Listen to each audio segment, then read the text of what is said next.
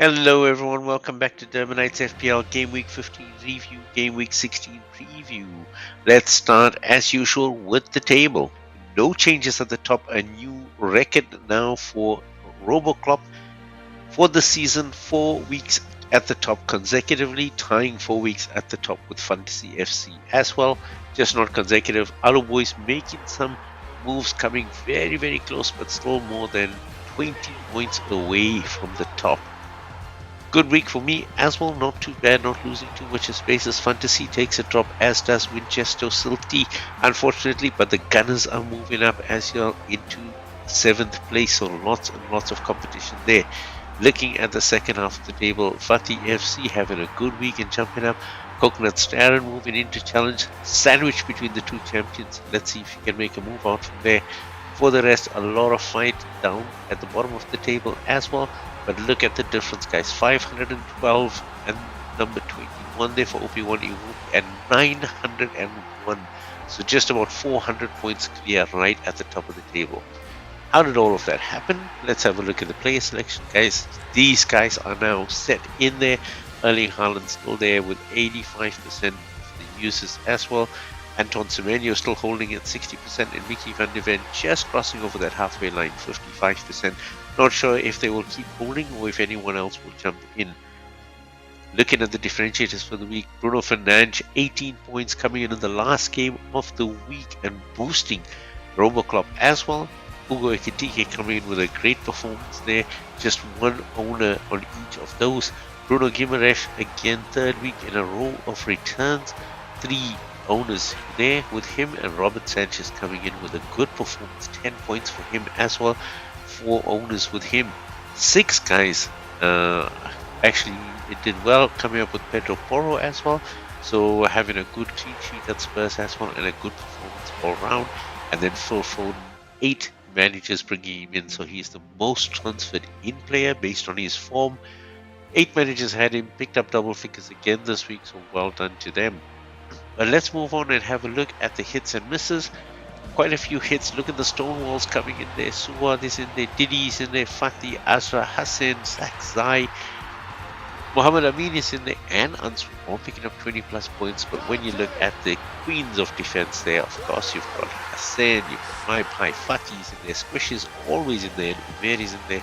30 points from the defenders this week. But just one super striker. Didi coming well in there, picking up more than 20 points on a week where Erling Haaland failed to score. Now looking at the misses though, hot bench there, we've got more than 18 points for Azra and Zax, unfortunately not picking up the maximum that they could from their teams. Now where would that selection have got us this week? Robert Sanchez takes the number 1 journey, Petrovic gets the bench as well. Then you've got Chaloba, Pedro Porro, Cash and Tarkowski making up the back 4. Foden, Fernandes and Guimaraes. Fernandes getting the captain's armband with his 18-point return. Ekitike, Nketiah and Bowen. So 4-3-3 for this week. De Kepa, Soboslai and Ritter all having to share the bench. No place for them. That selection would have got you 138 points, 169, including a big bench boost of 31 points. Total cost 83.7. Again, a very affordable team for those that are looking. But what does that mean then? Let's look at the matchups for the next 10 weeks coming up ahead. A very interesting one as well. So teams to watch out for: Brighton, as even though they've been doing well, they've got Liverpool and Arsenal coming up in the next 3 weeks. Liverpool have not been doing too well, but they are now unbeaten in 4 and looking to claw their way back up the table. Everton's got Chelsea and Arsenal back-to-back games, not appetizing at all. And Forest have got Tottenham, Fulham and then Manchester City. Not easy games, at least for a Forest team that is still trying to refine their form. And then Sunderland, big derby coming up, guys. So this was our cover story for this week. The Tyne Wear derby against a Newcastle team that is doing well but not able to get the results over the line. And then Sunderland are so resilient against bigger teams as well. Then they've got Brighton coming up before a small respite against Leeds, before taking on City and Spurs. So not the easiest one, so just be wary of those. And then you've got the picks for this week. So Arsenal coming in there with Wolves, guys. We know Wolves are the worst performing team in the Premier League this season and could actually set the record for being the worst performing Premier League ever in the history of Premier League. Arsenal are the on-form team, however, lots of injuries that we're going to speak about in midfield, in defense, so don't write off Wolves yet. Aston Villa taking on West Ham. Aston Villa again resurgent in the top 3 race as well at this moment in time. West Ham struggling, so look at that. Brentford with a couple of easy games where they should score. Look at your man Thiago to come in good with that. You also got maybe Kevin Schade, but he's currently out of the team there for Brentford, so maybe Dango Otara as a small-time punt.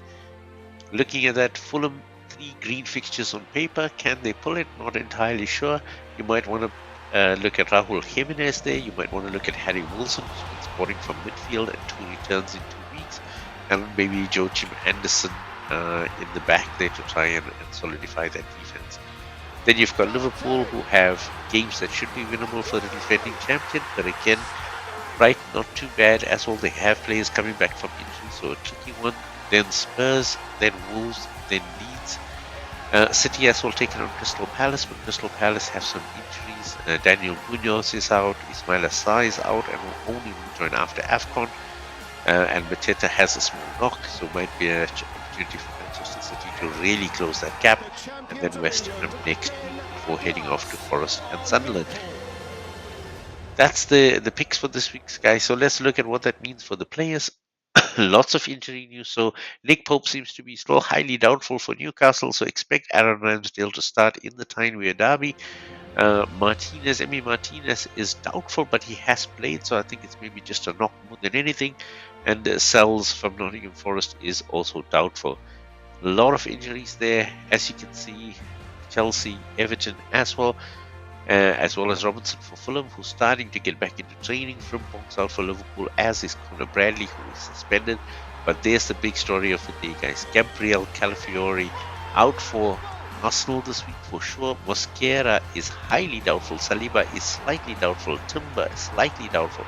That back line is decimated. So depending on who they decide to play against Wolves, they might decide to chance something. Maybe put in a Ben White. Maybe try Miles Lewis-Skelly at the back. Not entirely sure what they're planning on bringing in. Hincapié should be locked, because he's one solid centre-back that is healthy at this moment in time. And then you've got Botman and Munoz out for probably 4 to 6 weeks for Crystal Palace. So just watch that one, guys, if you have him on your bench. Then we're looking at the picks. Donnarumma for City is always a good pick. Raya for Arsenal against Wolves, especially, who are struggling to score. And Leno for Fulham because of those fixtures coming up. Timber is still a choice from Arsenal, even though he is slightly doubtful. Chances are he will play, because it will be very difficult for them to play without any of those defenders. Lacroix and Guéhi for Crystal Palace. Guéhi is now the top defender out of FPL for this season. Guys, Mark Guéhi is doing really well. Then you got Virgil van Dijk for Liverpool, and Guardiola and O'Reilly for Manchester City. Chalobah and Cucurella for Chelsea, specifically for this week. Matty Cash for Aston Villa, and Ian Maatson as well. And then Joachim Anderson for Fulham. Then, looking at the middle of the park, Arsenal still have some issues there. Rice has picked up a knock. Leandro Trossard still doubtful. Both of them should get minutes anyway, not sure how many. I guess it depends on the result. Spurs still struggling without Madison and Kulusevski. Also have Bissouma out, by the way, but he's not really a top selection. Caicedo is still suspended after that red. Rodri still highly doubtful for Manchester City. Ismail Assar, as I said, expect to see him after AFCON now. And Cody Gakpo out for Liverpool, so they are not really in great form as well. As you can see, picks from there. Soboslai for sure. It seems that he's taking penalties now in the absence of Mo Salah, so expect that. Mo Salah, for the first time in I don't know how long, has dropped off the picks, guys, because it seems with the issues that he's having now with the management at Liverpool, he may not get another game. We're not entirely sure. Arne Slot was not definitive in his answer during the press conference. He said he may not. So I think at this moment in time, it's just safest to say we're not recommending Mo Salah. But we are recommending Daniel Marlin and Morgan Rogers for Aston Villa in that game, and Yuri Tielemans, who scored midweek in the European tie as well, might get a run. Ryan Cherki and Phil Foden are the informed midfielders at Manchester City. Many of you might still go for Doku. Guys, Doku might be favored as well by Pep Guardiola. He had only good things to say about him in the press conference, so it's not that he's out of favor, it's just that his minutes are not locked. Semenyo's the only choice currently at Bournemouth. At Arsenal, you're looking at Saka, Rice, and Eze. Even with the doubtful status of Rice, he's the midfielder that has had the most minutes for Arsenal. So I expect that he will get some minutes at the start, and if the game is then locked down, they might swap him out. But look at Eze and Saka possibly to run riot against Wolves, especially if they try and put up the defense that they have in the last couple of games. Then we're looking at Chelsea, where you're looking at Neto and Enzo. Guys, this is a recommendation specifically because Chelsea have a good fixture this week, but not really a strong recommendation because Chelsea's form has been terrible. For Manchester United, Bruno Fernandes, we're waiting to hear whether Brian Mbeumo will have one more game before he leaves for AFCON. It's not confirmed yet, guys, so proceed with caution. If you have him on your team, you might want to keep him in the hope that he plays, but if he's not playing and gets called up by Cameroon by tomorrow or by Monday, then expect that he will get subbed out. If you want to sell him, you can definitely sell him at this point in time. Then you've got Harry Wilson for Fulham. Good returns the last 2 weeks. He is a lightning on the midfield as well, and he's got 3 good fixtures ahead of him, so I expect him to score. And then Dango Ouattara for Brentford. With favourable fixtures, he's a great pick. So last but not least, let's look at the forwards. Kai Havertz still out for Arsenal, Dom Solanke still out for Spurs, and Chris Wood still out for Notts Forest. Nothing changes there. Ben Sesko might get a run out for Manchester United this week, even though he is still highly doubtful. But if Brian Mbeumo doesn't play, then it's a chance that they might take with Cunha playing out on the right and then Sesko playing in the middle. Rodrigo Muniz is still out for Fulham, so expect Raul Jimenez to play. Mateta's picked up a slight knock and not sure whether they will chance him this week.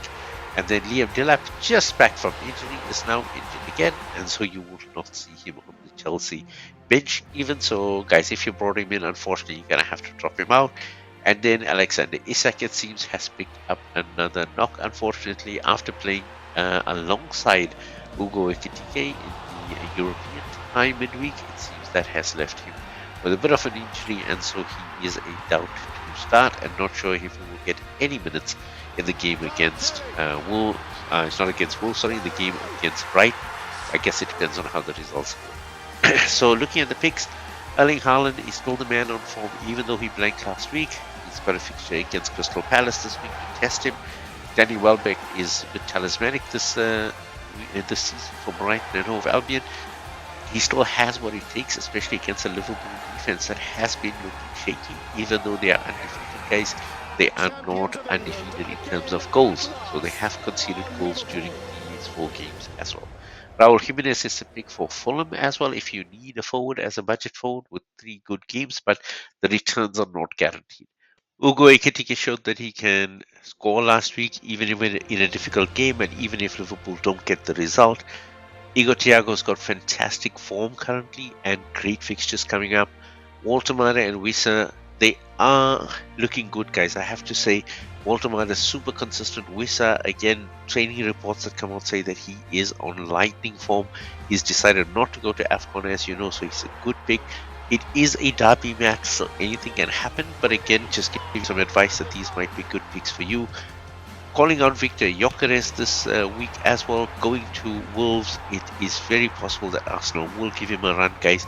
Running at that weak Wolves defense might give him a chance to boost up his goals for this season, but not sure with Arteta whether he will favour Merino anyway. And then calling out Ollie Watkins to lead the line for Aston Villa. Fantastic form so far. He picked up a couple of goals 2 weeks ago as well, so expect him to do well from that point onwards. So that's what we have for this week. Don't forget, it's a 2:30 deadline tomorrow, CET 3:30 if you are in South Africa. Don't forget to make your changes, guys. Don't forget to also like, subscribe.